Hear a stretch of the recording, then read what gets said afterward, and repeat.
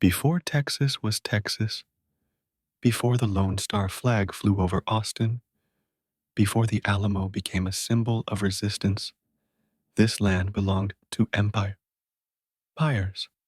For 3 centuries, the vast territory we now call Texas existed under the rule of two successive powers, first Spain, then Mexico.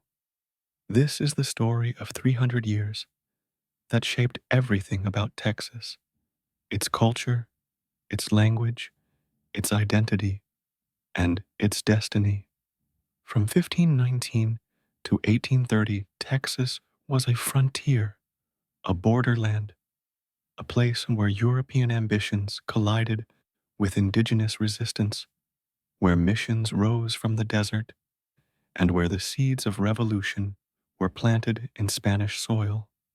This is the forgotten chapter of Texas history, the centuries before Anglo-American settlement, when Texas spoke Spanish, prayed in Catholic churches, and answered to kings and presidents an ocean away.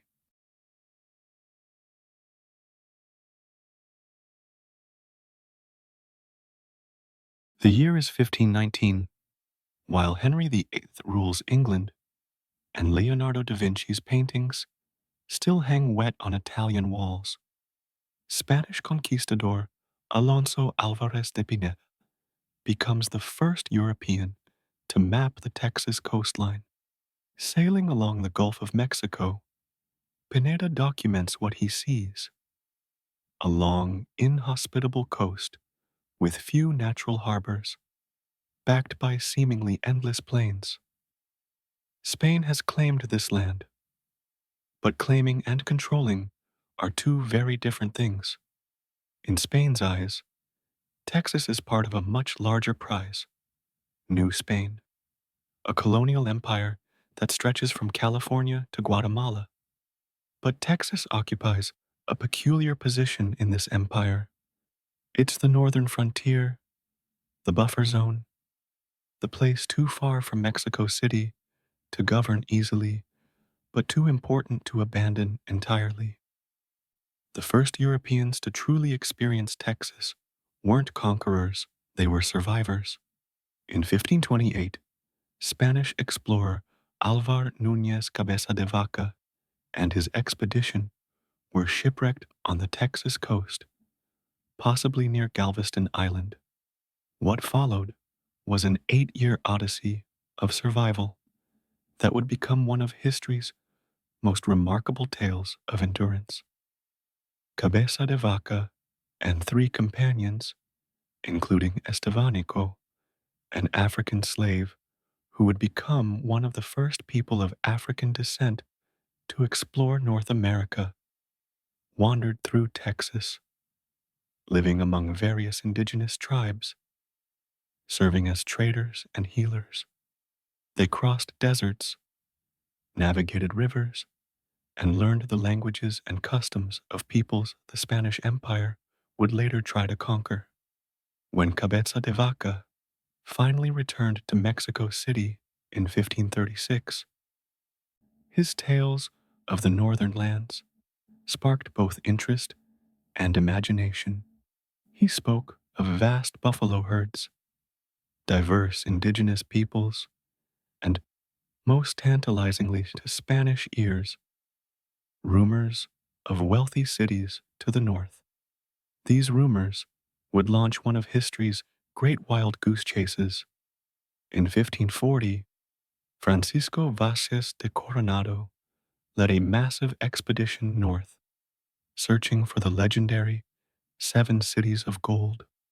Coronado's route took him through Texas and into the Great Plains, where instead of golden cities, he found pueblo villages of adobe and stone, and nomadic buffalo hunters who possessed no gold but lived in harmony with the vast grasslands.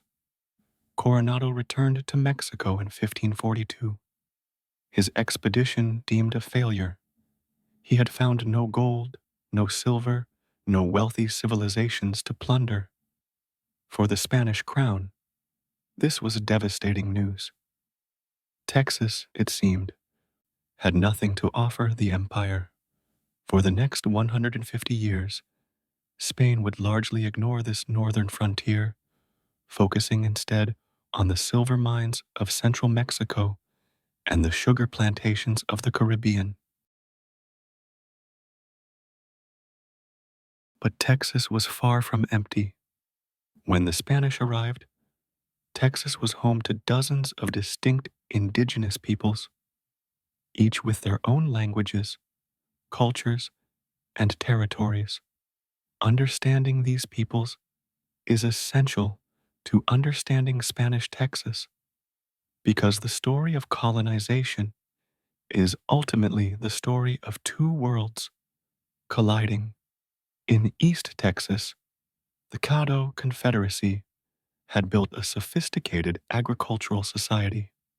The Caddo were master farmers, growing corn, beans, and squash in the fertile bottomlands of the Red River and other waterways. They lived in permanent villages of beehive-shaped grass houses, maintained extensive trade networks that reached to the Mississippi River, and had a complex social hierarchy led by priests and chiefs. When the Spanish finally established missions in East Texas, they called this region the Kingdom of the Tejas, a Spanish interpretation of the Caddo word Taisha, meaning friend or ally. This word would eventually become Texas. On the vast plains of Central and West Texas roamed very different peoples. The Apache dominated these regions by the time the Spanish arrived, masters of warfare and survival in harsh environments. But in the early 18th century, a new power would emerge that would reshape the entire political landscape of Texas, the Comanche. The Comanche migration into Texas around 1700 represents one of the most significant events in the region's history. Originally from the Rocky Mountain region, the Comanche adopted horses, animals introduced by the Spanish, and transformed themselves into perhaps the most formidable cavalry force on the continent. They would dominate the southern plains for more than a century, creating what historians call the Comanche Empire. The Comanches' arrival would have profound consequences for Spanish Texas. They pushed the Apaches southward, raided Spanish settlements with impunity, and effectively controlled vast territories that Spain claimed but could never govern. The Comanche became the true power brokers of the region, and any European empire that wanted to operate in Texas would have to deal with them. Along the coast lived peoples like the Karankawa, who moved seasonally along the bays and barrier islands, fishing, gathering shellfish, and hunting. The Karankawa earned a fearsome reputation among the Spanish, partly deserved, partly exaggerated, as fierce warriors who resisted colonial encroachment. In South Texas, numerous smaller groups, like the Coahuiltecan peoples, lived as hunter-gatherers in what seemed to Spanish eyes to be a harsh, unforgiving landscape. These peoples had adapted over thousands of years to the semi-arid environment, knowing every water source, every edible plant, every animal migration pattern. The Spanish would spend 3 centuries trying to convert, control, or conquer these peoples. Some would be absorbed into the mission system. Others would resist until the bitter end.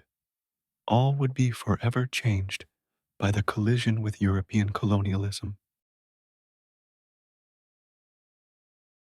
In the late 17th century, Spain's attitude toward Texas began to change. The catalyst was geopolitics. In 1685, French explorer René Robert Cavelier, Sieur de La Salle, established Fort St. Louis on the Texas coast near Matagorda Bay. Though La Salle's colony failed disastrously, destroyed by disease, indigenous attacks, and poor planning. It sent shockwaves through the Spanish Empire. Visual, French fort ruins. Spanish reaction, maps showing French Louisiana. France was Spain's great rival for North American dominance. If France could establish a foothold in Texas, it could threaten Spain's silver convoys from Mexico, raid Spanish settlements, and potentially inspire colonial subjects to rebel. Spain could not allow this. The Spanish response was to finally colonize Texas properly. But they would use a particular method, the mission system. The Spanish mission was a unique colonial institution, combining religious conversion, cultural assimilation, military defense, and economic exploitation.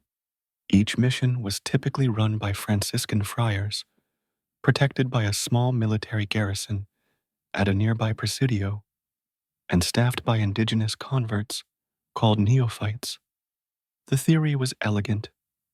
Missions would convert indigenous peoples to Catholicism, teach them Spanish, train them in European agriculture and crafts, and transform them into loyal subjects of the Spanish crown. The missions would be self-sufficient agricultural communities, producing food and goods that could support Spanish colonization. The reality was far more complex and often tragic. Beginning in 1690, Spain established a chain of missions across Texas. The first missions were in East Texas among the Caddo. In 1718, Mission San Antonio de Valero was founded. This mission would later be fortified and become famous as the Alamo. Life in the missions followed strict routines. The day began before dawn with prayers, followed by Mass. Indigenous converts worked in the fields, tended livestock, learned trades like blacksmithing and carpentry, and attended religious instruction. They were taught Spanish and forbidden from practicing their traditional religions and customs. Some missions became quite prosperous. Mission San Jose y San Miguel de Aguayo in San Antonio, founded in 1720, became known as the Queen of the Missions. Its church, completed in Sendiu, featured elaborate Baroque architecture, intricate stone carvings, and a famous rose window that remains an architectural marvel today. But the mission system had a dark side. European diseases, smallpox, measles, typhoid, devastated indigenous populations who had no immunity. Missions became places of death as much as conversion. Between 1718 and 1793, thousands of indigenous people died in Texas missions, far more than were successfully assimilated into Spanish colonial society. Many indigenous peoples resisted the missions. They saw them as prisons, places where they lost their freedom, culture, and connection to ancestral lands. Runaways were common. Some missions failed completely when indigenous peoples simply refused to participate. The missions also failed to provide the military security Spain hoped for. Comanche and Apache raids continued throughout the Spanish period. Missions were attacked, livestock was stolen, and settlers were killed. The dream of missions creating a peaceful, productive frontier never fully materialized. By the late 18th century, the mission system was clearly failing. Many missions were secularized, their lands distributed, and their functions reduced. But their architectural legacy would endure, and their cultural influence would help create a distinctive Tejano culture that blended Spanish and indigenous elements. Missions could not defend Texas alone. Alongside the missions, Spain built presidios, military forts that housed garrisons of soldiers. These presidios were the actual defensive bulwarks of Spanish Texas, though they were chronically undermanned, poorly supplied, and isolated from support. Presidio La Bahia, established near Goliad in 1749, was one of the most important of these forts. Soldiers stationed here were supposed to protect missions, patrol the frontier, and intercept any foreign intruders.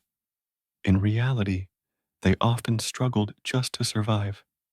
Supply convoys from Mexico were irregular, pay was frequently delayed, and the soldiers, many of them mixed-race men, recruited from the lower classes of New Spain, lived in difficult conditions.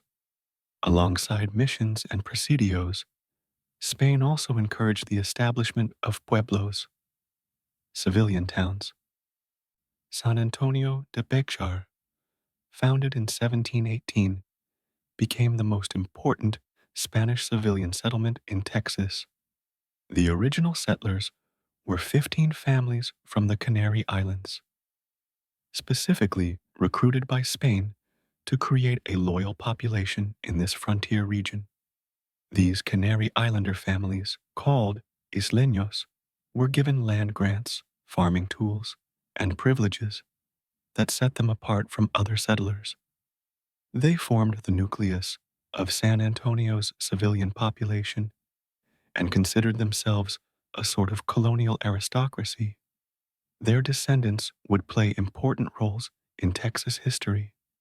San Antonio became the capital of Spanish Texas and its only significant town. At its peak during the Spanish period, it had perhaps 2,500 inhabitants, a tiny population for such a vast territory. The town centered around the military plaza and the missions, with homes built of adobe and limestone, gardens irrigated from the San Antonio River, and fields planted with corn and wheat. Life in Spanish Texas was hard. Settlers battled drought, floods, indigenous raids, and isolation, yet they also created a distinctive culture. Tejano society, as it came to be called, blended Spanish, indigenous, and later Mexican influences. It was a frontier mestizo culture, mixed race, adapted to local conditions, different from the society of central Mexico or Spain. One of Spanish Texas's lasting contributions was the ranching culture. Spanish settlers brought cattle and horses to Texas, and these animals thrived on the vast grasslands. The vaquero, the Spanish cowboy, developed techniques for managing cattle on horseback that would later be adopted by American cowboys. The rodeo, the lasso, the methods of branding and herding all originated in Spanish and Mexican ranching culture. Spanish Texas also developed a thriving underground economy. Official Spanish trade policy prohibited trade with foreigners, but geography made this impossible to enforce. Texans smuggled goods across the border with French Louisiana and later American territory. Spanish officials looked the other way because everyone benefited. Settlers got goods they needed, merchants made profits, and officials took bribes. But all Spanish efforts in Texas took place in the shadow of one inescapable reality: the Comanche Empire. No discussion of Spanish or Mexican Texas is complete without understanding that for much of this period, the Comanche were the dominant power on the southern plains. By 17, the Comanche controlled a vast territory that historians call Comancheria, stretching from Kansas to central Texas. This was not just raiding territory. This was an actual empire with trading networks, diplomatic relationships, and the ability to project military power across huge distances. The Comanches' power rested on their mastery of the horse. They became perhaps the finest light cavalry in the world.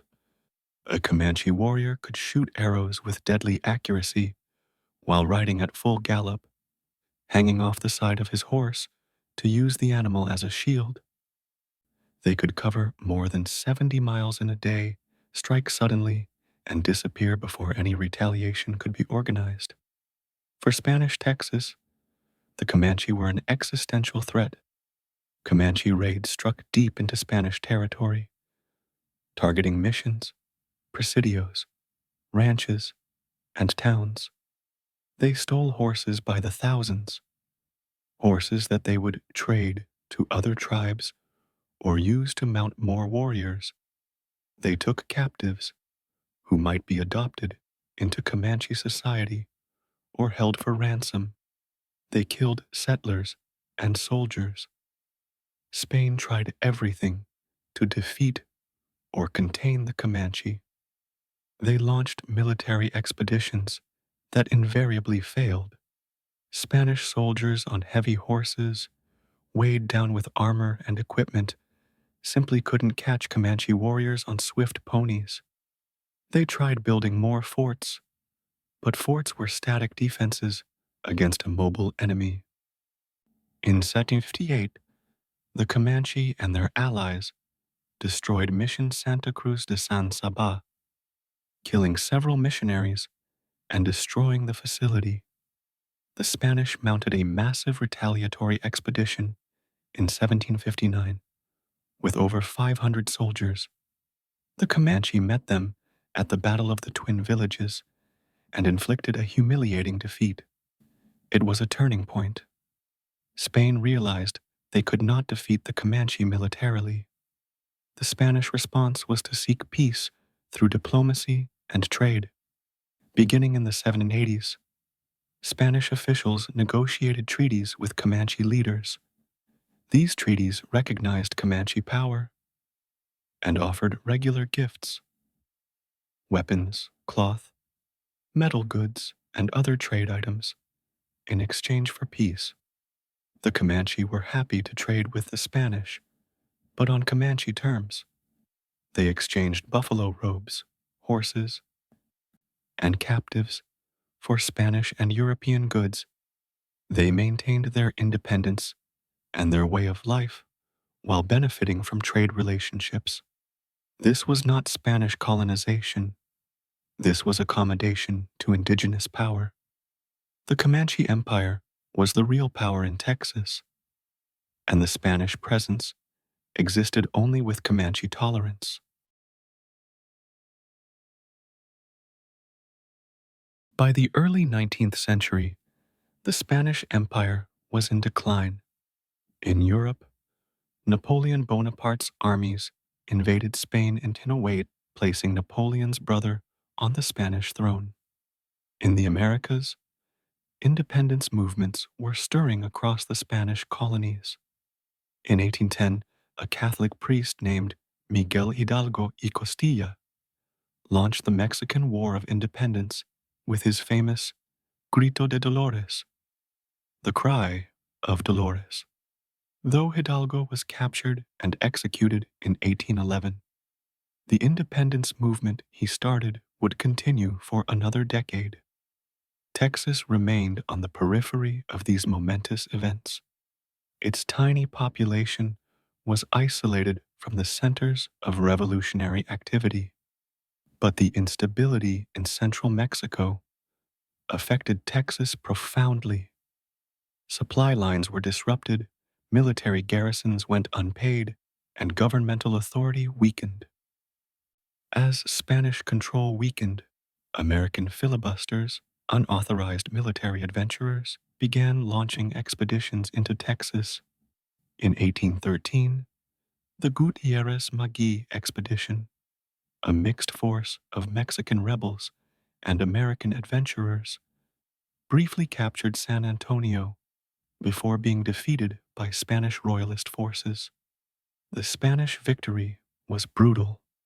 At the Battle of Medina in August 1813, Royalist forces crushed the Republican army and then massacred prisoners and suspected rebel sympathizers. It was the bloodiest battle ever fought on Texas soil, with over 1,000 casualties.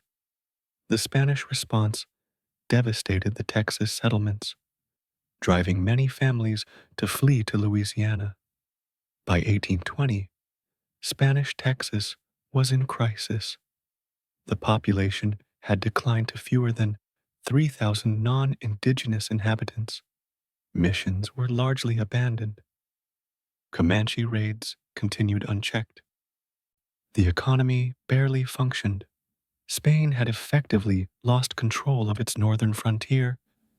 In this context, Spanish officials made a fateful decision.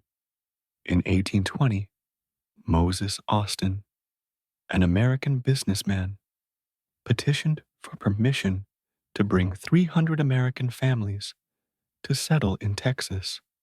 Spanish officials, desperate to increase the population and create a buffer against both Comanche raids and further American encroachment, approved the request. Moses Austin died before he could implement his plan, but his son, Stephen F. Austin, would carry it forward. This decision would have unintended consequences that would ultimately lead to Texas's independence. On September 27, 1821, after 11 years of war, Mexico achieved independence from Spain. The Spanish Empire in the Americas, once the largest and richest in the world, had crumbled. Texas was no longer Spanish, it was Mexican. But what would that mean? Mexican independence was achieved through the Plan of Iguala, a compromise that united different factions. Mexico would be an independent empire, initially under Emperor Agustín de Iturbide. The plan guaranteed rights for all inhabitants, regardless of race, and promised to protect the Catholic Church's privileges. The new Mexican nation was enormous, stretching from Guatemala to Oregon. Texas was now part of the state of Coahuila y Texas, a vast territory that Mexican officials had to govern from Saltillo, hundreds of miles south of San Antonio. For most Tejanos, the Mexican residents of Texas, independence initially changed little. The same families still lived in San Antonio and the few other settlements. The missions were still secularized. The Comanche still raided. The economy still struggled. But one thing did change dramatically: Anglo-American immigration. Stephen F. Austin established his colony in 1822, bringing the first of the old 300 families to settle along the Brazos and Colorado rivers.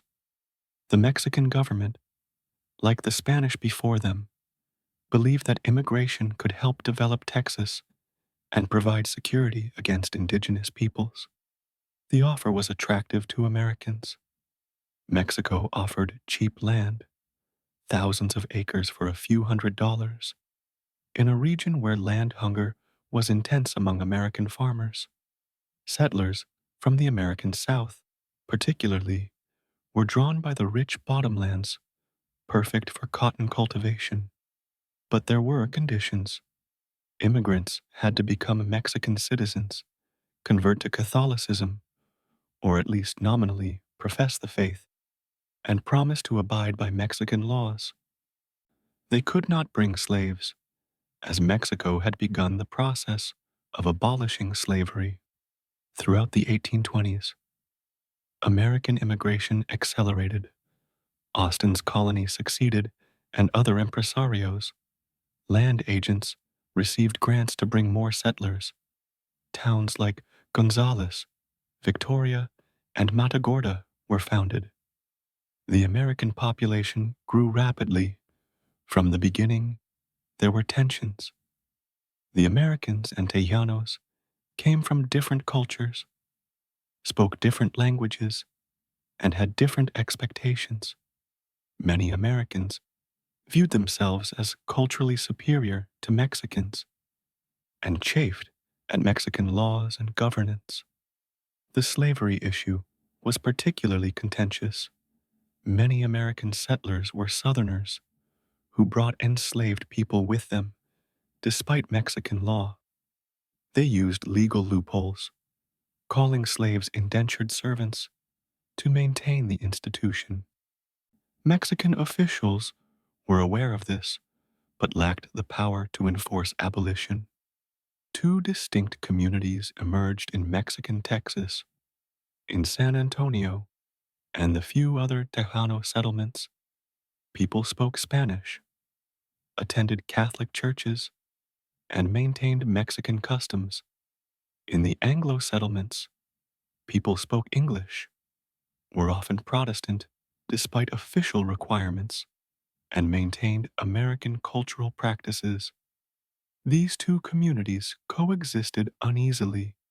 Some intermarriage occurred, some cooperation happened, but increasingly, American immigrants outnumbered Tejanos. By 1830, Anglo Americans in Texas numbered perhaps 7,000, while Tejanos numbered only about 3,000. Understanding Texas in the 30s requires understanding Mexico's political instability. Independent Mexico struggled to establish stable governance. The empire collapsed in 1823, replaced by a federal republic, but disagreements between Federalists, who favored strong state governments, and Centralists, who favored strong central control, led to constant political turmoil. Between 1821 and 1836, Mexico had numerous changes in government and leadership. This instability made it difficult for any consistent policy toward Texas to be implemented. Different administrations had different priorities and different relationships with the Texas settlers. In 1830, the Mexican government, now deeply concerned about American immigration, passed the law of April 6, 1830. This law banned further immigration from the United States, canceled unfulfilled empresario contracts, increased military presence in Texas, and encouraged Mexican and European immigration to counterbalance Anglo American influence. The law outraged American settlers, who saw it as a betrayal of promises made to them. They argued they had come legally, invested in the land, and built communities in good faith. Now, they were being told their relatives and fellow Americans couldn't join them. Mexico also increased customs enforcement. Previously, Texas had operated with limited government oversight, with settlers largely ignoring trade restrictions. Now, Mexico established customs posts and demanded payment of duties on imported goods. Settlers viewed this as unfair taxation. Tensions boiled over in several incidents.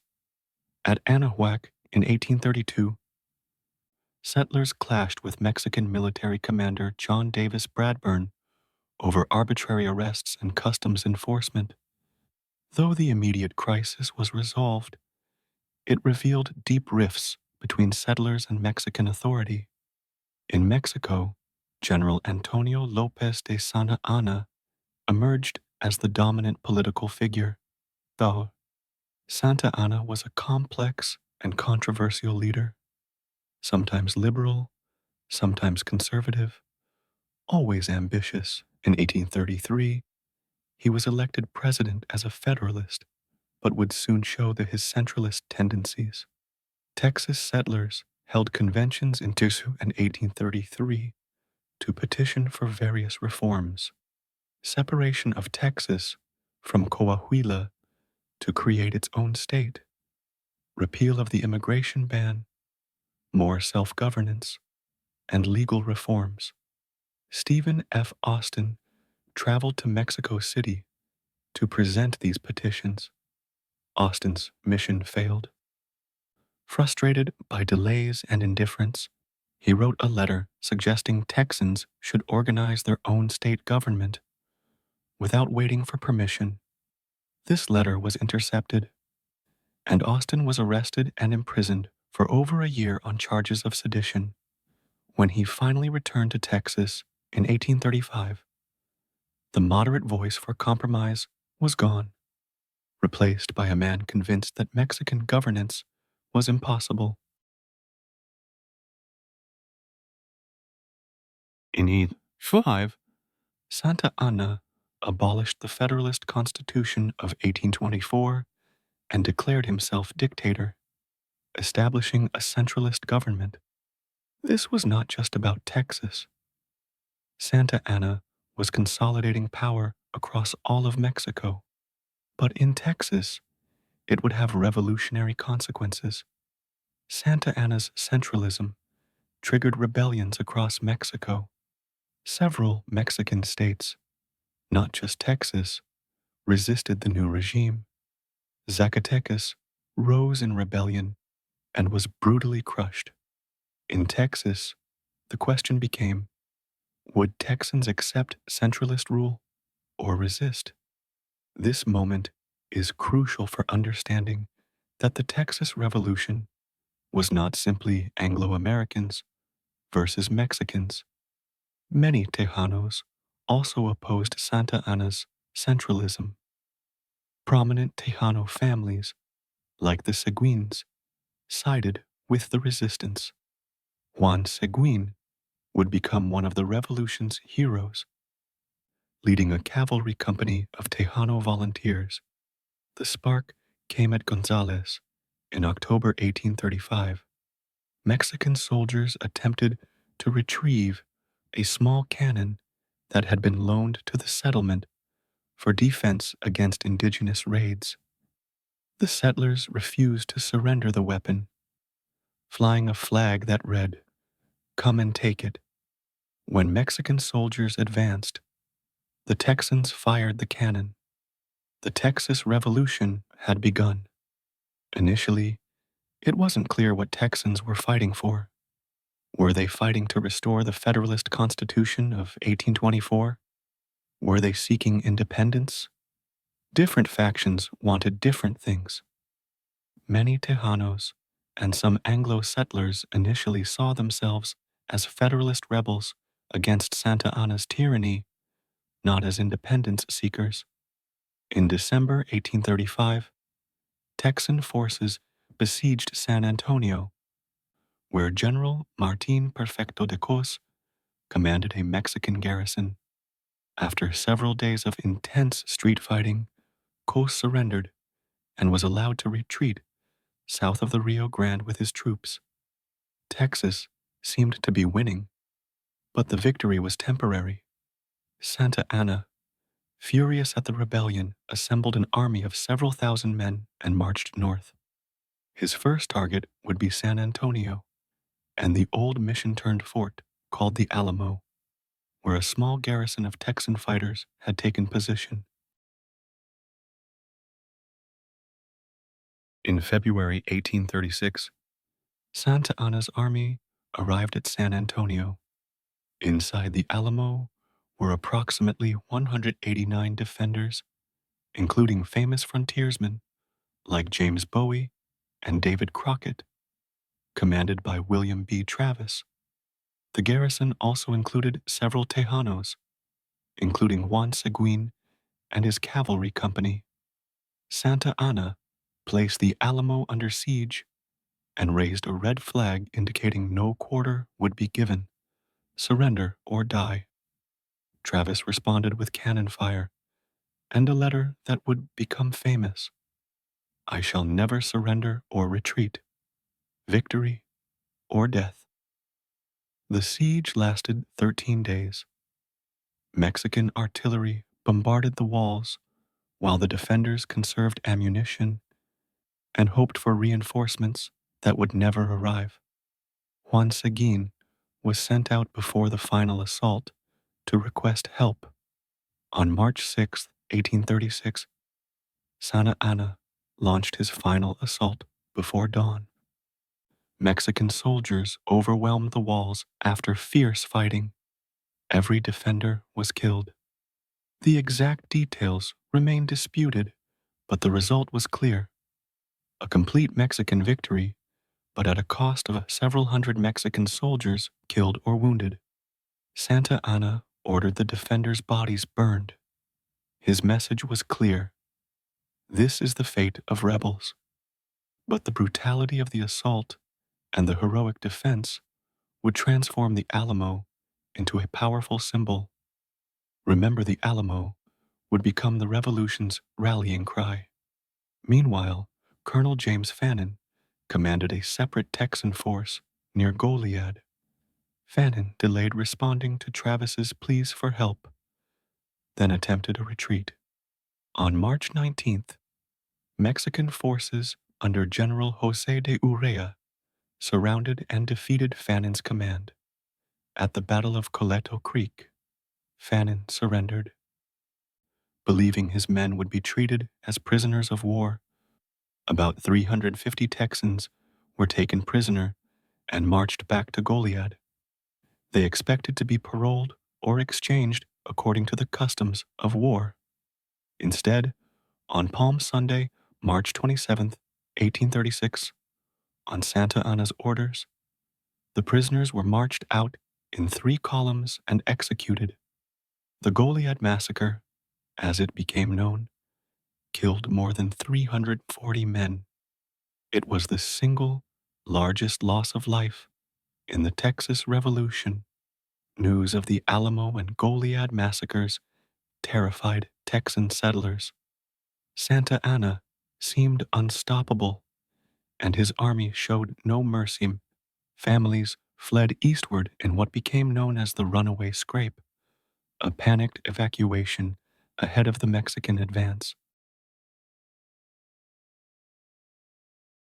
Even as the Alamo fell, delegates met at Washington on the Brazos to declare Texas's independence. On March 2, 1836, they signed the Texas Declaration of Independence, creating the Republic of Texas. They drafted a constitution and elected David G. Burnett as interim president. But declarations on paper meant nothing if Santa Anna couldn't be defeated militarily. That responsibility fell to General Sam Houston, commanding whatever Texan forces he could gather.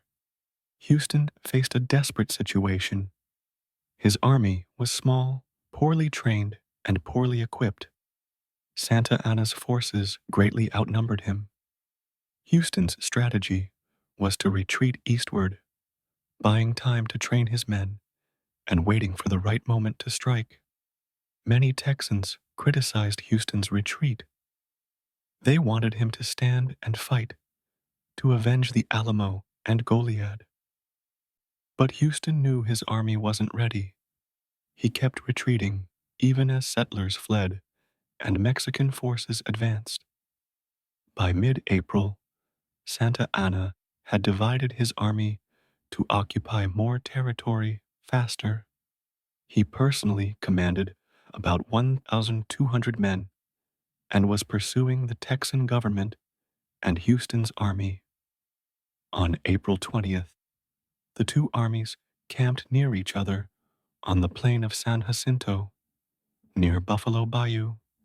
Santa Anna, confident in his numerical superiority and secure in his fortified camp, allowed his troops to rest in the afternoon of April 21st. It was a fatal mistake. Houston launched his attack at 3:30 p.m., as many Mexican soldiers were sleeping or resting. The Battle of San Jacinto lasted only 18 minutes. Screaming, "Remember the Alamo! Remember Goliad!" the Texans overran the Mexican camp. The surprise was complete. Mexican soldiers, caught unprepared, broke and ran. What followed was less a battle than a massacre. Texan soldiers, furious over the Alamo and Goliad, showed little mercy. They pursued and killed fleeing Mexican soldiers. Nearly 650 Mexican soldiers died, while Texan losses were minimal, perhaps 9 killed and 30 wounded. It was one of the most lopsided victories in military history. Santa Anna fled the battlefield, disguising himself as a common soldier. He was captured the next day. When Mexican prisoners called him El Presidente, his identity was revealed. Fearing for his life, Santa Anna signed the Treaties of Velasco on May 14, 1836. The public treaty required Mexican forces to withdraw south of the Rio Grande. The secret treaty, which Santa Anna later repudiated, required him to work toward Mexican recognition of Texas independence, with the Rio Grande as the boundary. Texas was now independent, at least in its own eyes. The Republic of Texas was born from 3 centuries of Spanish and Mexican rule, indigenous resistance, frontier struggle, and Revolutionary War. The Republic of Texas would last less than 10 years before joining the United States in 1845. But the 3 centuries of Spanish and Mexican rule left an indelible mark on Texas that persists to this day. The most visible legacy is architectural. The missions of San Antonio, San Jose, Concepcion, San Juan, Espada, and the Alamo still stand, preserved as monuments and active parishes. Spanish colonial architecture influences building styles across the state. The San Antonio River Walk, one of Texas's most visited attractions, traces its origins to Spanish acequia irrigation systems. The cultural legacy is even more profound. Tejano culture, the blended Spanish, Mexican, and indigenous culture that developed over 3 centuries, is integral to Texas identity. Spanish surnames are common across the state. Cities and counties bear Spanish names: El Paso, San Angelo, Bayar, Hidalgo. The Spanish language is spoken by millions of Texans. Texas cuisine is unthinkable without its Spanish and Mexican heritage. Barbacoa, tamales, tortillas, chili, fajitas, these are as Texan as they are Mexican. The cattle ranching culture, with its vaqueros and rodeos, comes directly from Spanish colonial practices. Even Texas law retains Spanish influences. Texas is a community property state, a legal principle derived from Spanish law, not English common law. Spanish land grants are still recognized in property law.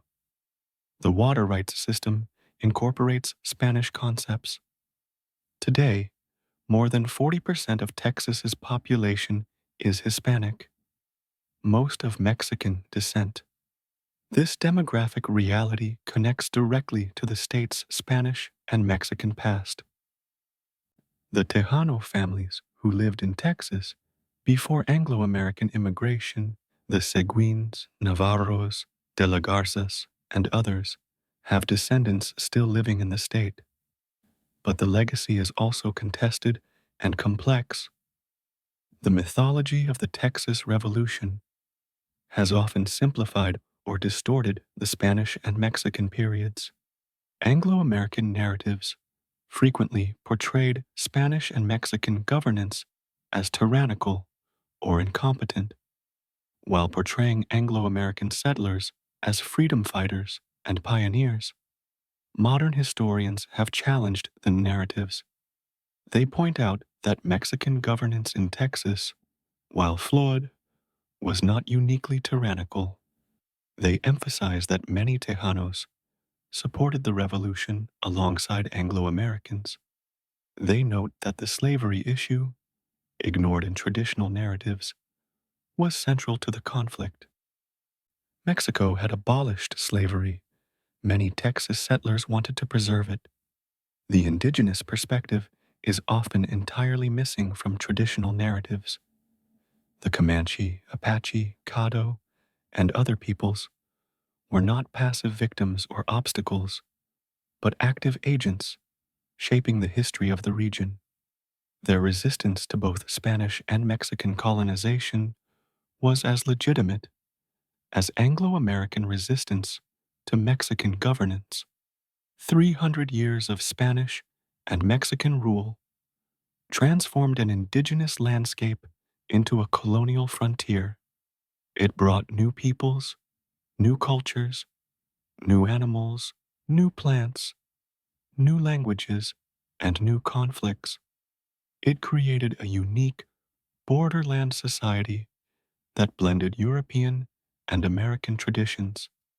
When Texas became independent in 1836, it didn't erase 3 centuries of history. Instead, it built upon that history, incorporating and transforming Spanish and Mexican influences into something distinctly Texan.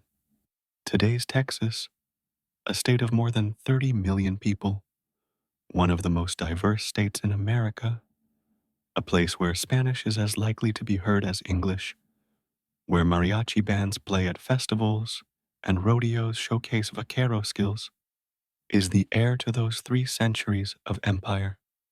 The Spanish brought their empire to Texas, but could never fully control it.